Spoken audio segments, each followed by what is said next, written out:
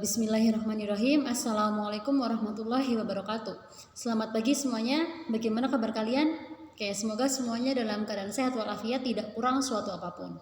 Bertemu lagi dengan saya dalam materi kita PPKN untuk hari ini adalah aktualisasi pemahaman nilai-nilai Bhinneka Tunggal Ika dalam kehidupan sehari-hari. Aktualisasi adalah penerapan, penggunaan, dan pencerminan dari nilai-nilai apa sih yang bisa kita terapkan dalam Bhinneka Tunggal Ika. Yang berikutnya adalah tujuan pembelajaran kita. Yang pertama, memahami aktualisasi nilai-nilai Bhinneka Tunggal Ika dalam kehidupan sehari-hari. Yang kedua, memahami konsep integrasi nasional. Yang ketiga, mengetahui syarat integrasi nasional. Yang keempat, memahami Sumpah Pemuda adalah konsensus bersama atas integrasi nasional. Berikutnya adalah aktualisasi nilai-nilai Bhinneka Tunggal Ika dalam berbagai bidang kehidupan. Yang pertama adalah bidang politik.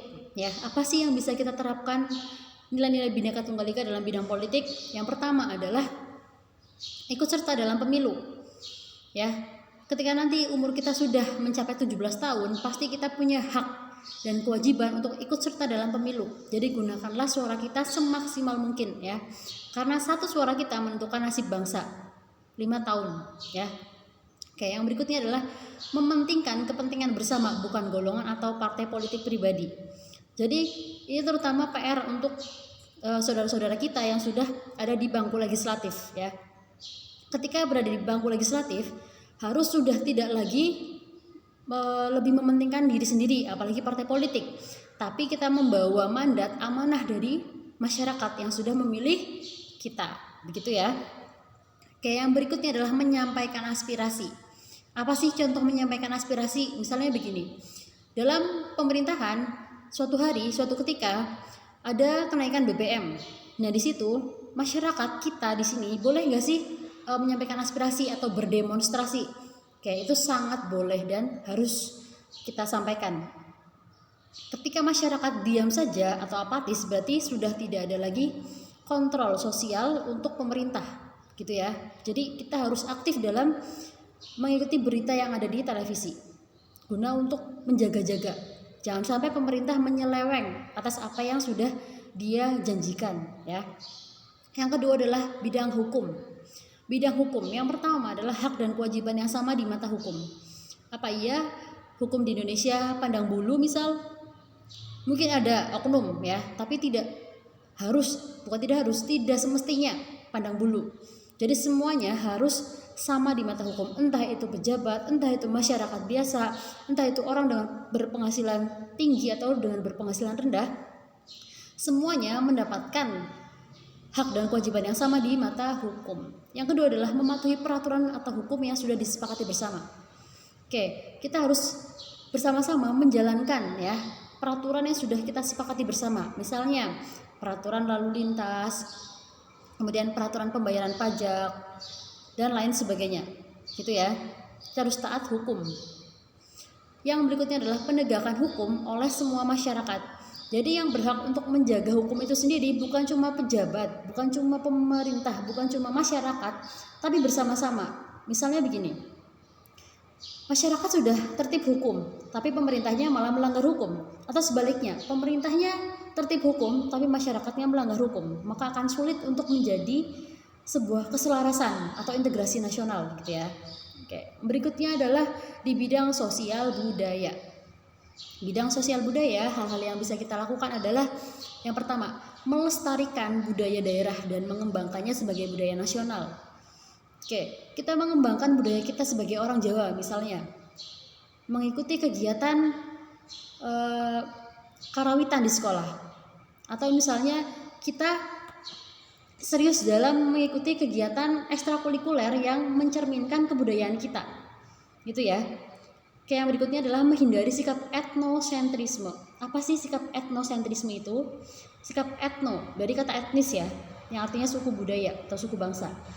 Jadi kita harus menghindari sikap etnosentrisme yang menganggap bahwasanya suku bangsa sendiri atau budaya sendiri itu lebih tinggi derajatnya daripada budaya lain, gitu ya.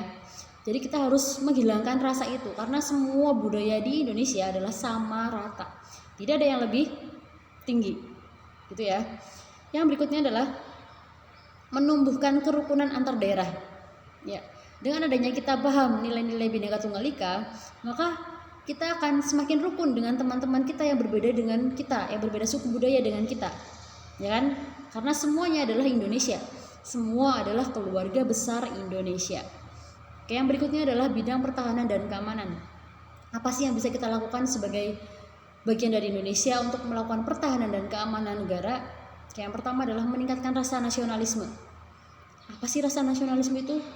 Rasa nasionalisme adalah rasa cinta tanah air, rasa menganggap bahwasanya saya mencintai Indonesia. Maka ketika Indonesia sedang misalnya salah satu budayanya diklaim oleh pihak luar negeri, kita akan ikut serta merasakannya, ya. Oke, berikutnya adalah mempunyai sikap bela negara. Membela negara. Apapun yang sedang dihadapi masyarakat Indonesia, negara Indonesia adalah semua yang kita hadapi bersama-sama, gitu ya. Misalnya ada pulau yang diakui oleh negara luar, maka kita sama-sama mempertahankannya, gitu ya. Sekalipun kita bukan pemerintah atau bukan TNI Polri, tapi kita juga bisa ikut andil dalam pertahanan dan keamanan dengan tidak melemahkan pertahanan Indonesia, ya. Berikutnya adalah mempertahankan NKRI. Misalnya dengan cara apa sih? Misalnya sebagai pelajar kita harus belajar dengan giat, kemudian harus nguri-uri budaya bangsa, kemudian kita tidak boleh lebih mengutamakan kebudayaan luar ketimbang kebudayaan kita sendiri. Sudah kita rasakan ya bahwasanya banyak sekali anak-anak muda sekarang yang lebih suka budaya K-pop daripada budaya kita sendiri.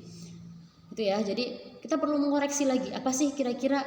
Oke, kalau sekarang kalian misalnya dipilih untuk menentukan satu pilihan antara dawet atau misalnya Tahiti, kalian lebih milih mana? Itu sudah mencerminkan bagaimana sih kita terhadap Indonesia, meskipun itu hal kecil gitu ya. Oke, next. Konsep integrasi nasional. Apa sih integrasi nasional? Nah, integrasi berarti pembauran hingga menjadi satu kesatuan yang utuh. Nasional sih apa? Nasional merujuk kepada bangsa Indonesia. Jadi, integrasi nasional adalah pembauran satu kesatuan yang ada di Indonesia. Dari Sabang sampai Merauke menjadi satu buah kesatuan yang utuh, tidak terpisahkan. Itu namanya integrasi. Bareng-bareng ya, menyatu menjadi satu buah negara Indonesia yang besar. Oke, yang berikutnya adalah syarat adanya integrasi. Sesuatu bisa dikatakan berintegrasi ketika yang pertama, kesepakatan masyarakat dalam menentukan nilai-nilai fundamental yang menjadi rujukan bersama. Oke, misalnya apa sih? Adanya Pancasila, adanya Bhinneka Tunggal Ika, adanya Undang-Undang Dasar. Itu adalah nilai-nilai fundamental yang sudah disepakati bersama sejak 1945. Oke, yang berikutnya adalah masyarakat dalam unit sosial yang memiliki kesatuan sosial sehingga menghasilkan loyalitas ganda. Maksudnya apa sih? Maksudnya adalah kita punya loyalitas yang ganda. Loyalitas kita tidak terbeli untuk Indonesia, ya. Kita sangat loyal kepada Indonesia. Jadi sekalipun kita diiming-imingi apapun, misalnya, kita tidak akan pernah menjual integritas kita sebagai bangsa Indonesia. Ya. Nasionalisme kita tidak bisa dibeli dengan uang, harusnya begitu. Berikutnya adalah ketergantungan antar unit sosial untuk memenuhi kebutuhan ekonomi.